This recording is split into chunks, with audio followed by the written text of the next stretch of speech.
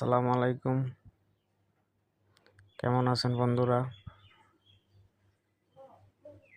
আজকে আমাদের দুইটি তাল গাছের তাল জোড়া লেগে সব পড়ে যাচ্ছে, খাবার উপযোগী নয়।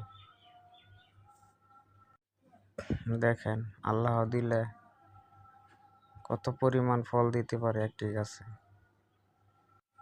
এই বছর গাছে যে ফল, অথচ তাল ধরছে, আমি কোনোদিনই দেখি নাই যে এরকম গাছে তাল ধরলে কি হবে, জোড়া লেগে গেছে।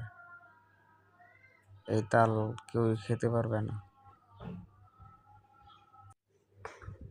তাল যদি তো জোড়া না লাগতো, তাহলে আমি মনে করি যে 1 গ্রামের মানুষ তাল খেয়ে শেষ করতে পারবে না, এরকম পরিমাণ তাল ধরছে। নিজ চোখে দেখেন। এই বছর যে পরিমাণ তাল ধরছে, আমি কোনো বছরে দেখি না এরকম তাল গাছে ধরতে।